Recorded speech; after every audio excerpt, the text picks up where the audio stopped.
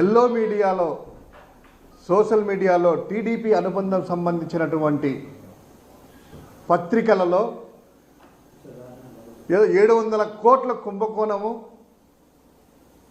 రాష్ట్రం అంతా కూడా భూములన్నీ కూడాను జగన్మోహన్ రెడ్డి గారు, వారి కుటుంబ సభ్యులు, వారి అనుచరులు దోచుకున్నారు, మొత్తం అంతా రాష్ట్రంలో భూమి ఎవ్వరి పేరుతో లేదు, మొత్తం తీసేసుకున్నారనేటువంటి ఒక కలరింగ్ ఇస్తూ నానా హంగామా చేస్తూ ఉన్నారు కొన్ని ఎల్లో మీడియా ఛానల్స్, వారికి సంబంధించినటువంటి కొన్ని పత్రికలు. అసలు ఈ రాష్ట్రంలో రెండే జరుగుతున్నాయి. కూటమి ప్రభుత్వం ఏర్పడినప్పటి నుంచి 2 అంశాల మీదుగానే పరిపాలన అనేటువంటి జరుగుతూ ఉంది. ఒకటి డైవర్షన్ పాలిటిక్స్, డైవర్షన్. నెలకు ఒక చొప్పున ఒక టాపిక్ తీసుకోవడము, దాని చుట్టూ కథలు అల్లడము, వీళ్ళ మేనిఫెస్టోని, సూపర్ 6ని, సంక్షేమ పథకాలు ఏదైతే వాళ్ళు చెప్పినటువంటి వాటిని అమలు చేయకుండా వాళ్ళ పరిపాలనలో అరాచకాలు, అసాంఘిక శక్తులు ఇష్టారీతిలో రాజ్యం ఏలుతుంటే వాటిని అన్నీ మభ్యపుచ్చుకోవడానికి డైవర్షన్ పాలిటిక్స్. ఇక రెండవది వైఎస్ జగన్మోహన్ రెడ్డి గారిని, వారి కుటుంబ సభ్యులని, అదేవిధంగా వారితో ట్రావెల్ చేసే వాళ్ళందరినీ కూడాను వారి క్యారెక్టర్ని అసాసినేట్ చేసే విధంగా ఈ యొక్క 2 అంశాల మీదుగానే వారి యొక్క పరిపాలన జరుగుతూ ఉంది.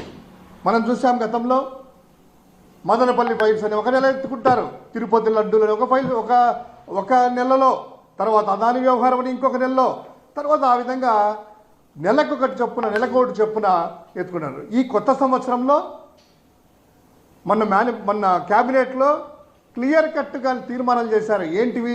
ఈ సంవత్సరం తల్లికి వందనం ఎగరగొడుతున్నాము, ఈ సంవత్సరం రైతుకు అన్నదాత సుఖీభావం ఎగరగొడుతున్నాము, రైతు భరోసా ఇవ్వట్లేదు అని క్లియర్ కట్గా చెప్పిన తర్వాత దాన్ని డైవర్ట్ చేయడానికి, ప్రజలందరూ కూడా దాన్ని డిస్కస్ చేయకుండా మర్చిపోవడానికి కొత్తగా ఈరోజు 700 కోట్లంట ఇబ్రహీంపట్నం ఆధారంగా ఒక కుంభకోణం జరిగిందంట, అందులో జగన్ గారంట, కుటుంబ సభ్యులంట, వైఎస్ సునీల్ గారంట వాళ్ళ తమ్ముడు కొత్తగా, వారి పిఏ కె నాగేశ్వర రెడ్డి అంట.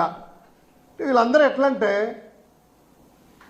ఒక ఫేక్ ఫ్యాక్టరీ, తెలుగుదేశం మేనేజ్ చేసేటువంటి ఒక వారి యొక్క ఐటీడీపీ కావచ్చు, సోషల్ మీడియా కావచ్చు, ఒక ఫేక్ ఫ్యాక్టరీ అనేటువంటిది ఒక ఫ్యాక్టరీ పెట్టుకొని ఆ ఫేక్ ఫ్యాక్టరీలో ఫేక్ న్యూస్ క్రియేట్ చేయడము, దాన్ని ఎల్లో మీడియాకు అందించడము, ఆ ఎల్లో మీడియా అదే అజెండాగా చేసుకొని దాని గురించి పుంఖాలుగా ప్రచురించడము, కథలుగా అల్లడము, ఆ వ్యక్తిత్వాన్ని హననం చేయడము, ఇదే పనిగా పెట్టుకున్నారు.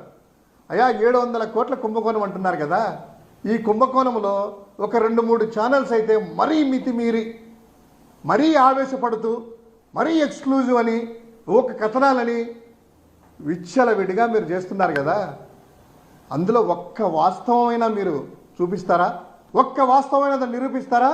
ఒక కేఎన్ఆర్ కావచ్చు, జగన్మోహన్ రెడ్డి గారు కావచ్చు, భారతి గారంట, భారతి గారు బినామీ అంట. ఏమన్నా మనుషులైనా కనీసం వార్త వార్చేటప్పుడు అందులో ఈ సుమంతైనా కూడా నిజం ఉందా అనేటువంటిది ఆలోచన కూడా చెయ్యరు ఆలోచన కూడా. ఎందుకంటే మీకు తెలుసు ఇది ఫేక్ న్యూస్ అని, మీకు తెలుసు ఎవరి అజెండాలో మీరు రూపొందించేసి కథనాలు పెడుతున్నారని చెప్పేటువంటిది. వాడు ఎవడో శ్రీకాంత్ అట, వాళ్ళు బెదిరించారట, ఎవడో సింగ్ అట, ఒక్కటన్నా ఉందయ్యా? ఎక్కడైనా కూడాను ఫిర్యాదుదారు వెళ్ళేసి మాకు సంబంధించిన భూమి వీళ్ళు తీసుకున్నారు, ఇదిగో మా రిజిస్ట్రేషను, పలాని పుల్లయ్యో సుబ్బయ్యో ఎల్లయ్యో వెళ్ళి ఒక ఫిర్యాదు చేస్తే, పలానోళ్ళు అని చెప్పి రిజిస్టర్ ఎంక్వైరీ చేస్తే ఆ రిజిస్ట్రార్ వచ్చేసి ఇదిగో అని చెప్తే ఒక ఆధారాలన్నా ఉండాలి కదా. ఏమీ లేదు, వేగ్గా వండి వారించడము, జనాల మీద దోయడము. దీని ఎలా ఉందంటే, నేను ఒక ఫేస్బుక్లో అంటే వీళ్ళ సోషల్ మీడియా సంబంధించింది, దీంట్లో మళ్ళీ ఈ కథనాలు జనాలు చూస్తారో చూడరో అనే ఉద్దేశంతో థంబ్నెయిల్స్ ఏంటంటే అందులో జబర్దస్త్ ఎవరో హీరోయిన్లను లేకపోతే నటీమణులను తీసుకురావడము, వారి ఫోటోలు కూడా ఒక్కసారి చూడండి. అంటే మామూలుగా చూడరు కదా జనాలు, ఇలాంటి ఫోటోలు పెట్టి అశ్లీలమైనటువంటివి ఆ పిక్చర్స్ పెట్టడము, ఈ పిక్చర్స్లో అంటే జనాలు చూస్తారు కదా, వ్యూయర్షిప్ పెరగాలి కదా, జనాలకు ఫేక్ న్యూస్ జనాలు పంపించాలి కదా, ఇట్లాంటి బొమ్మలు పెట్టడము ఆ హీరోయిన్లది జనాలు చూడాలని, ఈ థంబ్నెయిల్స్ ఈ ఫొటోస్ పెడితే జనాలు చూస్తారని ఇటువంటి పిక్చర్స్, డర్టీ పిక్చర్స్ పెట్టి టైటిల్ 700 కోట్ల కుంభకోణం అని పెట్టడము, ఇవి వీళ్ళు చేసేటువంటి వ్యవహారం. దాని గురించి వైఎస్ఆర్ కాంగ్రెస్ పార్టీ దీన్ని సీరియస్గా తీసుకునింది. నిన్ననే ఈ తాడేపల్లి పోలీస్ స్టేషన్లో కూడాను వైఎస్ఆర్ కాంగ్రెస్ పార్టీ కంప్లైంట్ చేయడం జరిగింది. ఎవరైతే ప్రచురించారో ఈ ఛానల్స్, ఈ పత్రికలు, అది ఆన్లైన్ పేపర్స్ కావచ్చు, రెగ్యులర్ పేపర్స్ కావచ్చు, ఎవరు ప్రచురించారో వారందరి మీద కూడా వైఎస్ఆర్ కాంగ్రెస్ పార్టీ లీగల్ చర్యలు కూడా తీసుకుంటుంది అనేటువంటిది విషయాన్ని మీ అందరికీ చెప్తా ఉన్నాం.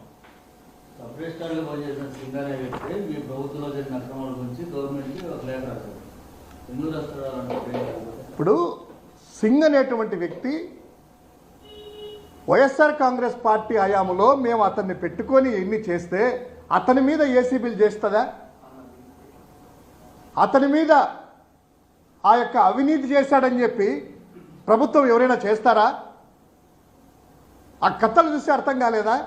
ఒక వ్యక్తి ఏదైనా పని చేయించుకునేటప్పుడు అతనికి చెప్పి చేసుకుంటారు, కానీ ఎవరైనా కూడాను అతని మీద ఏసీబీ దాడులు చేయించడం అంట, ₹1 కోటి అంట, 30 లక్షల రూపాయలు రాబట్టారంట. అదేందో మరి విచిత్రంగా 700 కోట్ల కుంభకోణం ఏంది? 700 కోట్లు తీసుకున్నప్పుడు 30 లక్షలు రాబట్టారంట. వచ్చిందా లాజిక్ అని ఉండాలి కదా. ఈ లాజిక్ ఎట్లా మిస్ అవుతారు వీళ్ళందరూ కూడాను?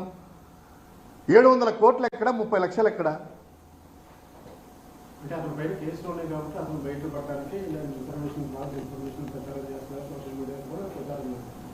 ఖచ్చితంగా దీని వెనక కుట్ర దాగి ఉంది. వీరి పేర్లు తీసుకురావడం వెనక కుట్ర దాగి ఉంది.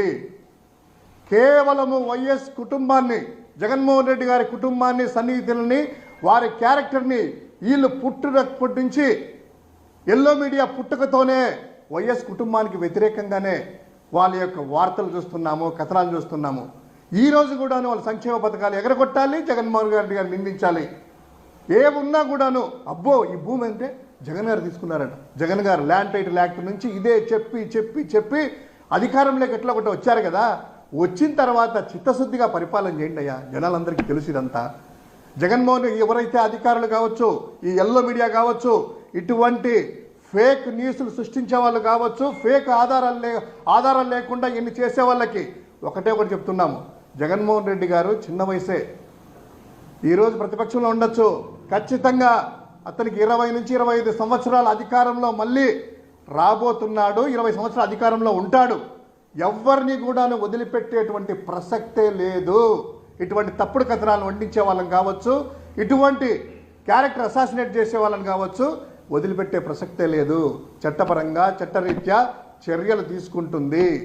ఇప్పటికైనా కూడాను ఆధారాలు లేకుండా ఇటువంటి న్యూస్ ప్రచురించకూడదు. ఏదో డిప్యూటీ సీఎం గారు చెప్తా ఉంటారు కదా, ఆడవారిని పేర్లు రాకూడదయ్యా, లేకపోతే కనుక ఇటువంటి ఫేకులు రాకూడదు, ఫేక్ న్యూస్లు రాసే వాళ్ళని ఇట్లా సోషల్ మీడియాలో కూడా పెట్టాలి. ఇది మీడియాలో కూడా కంట్రోల్ తీసుకురావాలి. తెల్లవారు లేచినప్పటి నుంచి అబద్ధాలు వండి వారిస్తూ చేసేటువంటి ఈ మెయిన్ స్ట్రీమ్ మీడియాను కూడాను, ఇటువంటి వార్తలు సృష్టించే వాళ్ళ మీద కూడాను మీరు ఎందుకు చర్యలు తీసుకోరయ్యా? ఎందుకు మాట్లాడరు? మీకు అనుకూలంగా ఉన్నాయి వార్తలనే, లేదా మీరే రాయిస్తున్నారనే ఈ వార్తలన్నీ కూడాను? ఇది పద్ధతి కాదు. ఎటు తీసుకుపోతున్నారు ఇదంతా కూడాను? ఆ చీమకుర్తి శ్రీకాంత్ అనేవాడు ఎవడో తెలియదు. ఆ చీమకుర్తి శ్రీకాంత్ నిన్న వాళ్ళ ఛానల్లోకి వచ్చి మనం కూడా చూసాము, నాకే సంబంధం లేదు, నేను ఏదో కొన్నాను తీసుకున్నాను అనేటువంటిది ఆయన వాళ్ళ వ్యవహారాలంతా కూడా ఉంది. ఎక్కడైనా ఇక్కడ వైఎస్ కుటుంబం కానీ, ఆ సన్నిహితులు కానీ, వీళ్ళు చెప్పే వైఎస్ సునీల్ కావచ్చు, కేఎన్ఆర్ అనేటువంటి వ్యక్తి కావచ్చు, ఎక్కడైనా ఉన్నారా వారి సంభాషణల్లోనే? అయినా బాధితులు ఎవడన్నా కూడా ఉన్నాడా? బట్టగాల్చి మొహం మీద వేయడము, లేకపోతే కనుక ఎద్దు ఈనిందంటే ఘాటికి కట్టేయడము, ఇది జరుగుతూ ఉంది. ప్రజలంతా గమనిస్తూ ఉన్నారు. తప్పకుండా దీని మీద తగ్గ సమయంలో లీగల్గా కూడాను చర్యలు తీసుకుంటాం. Thank you.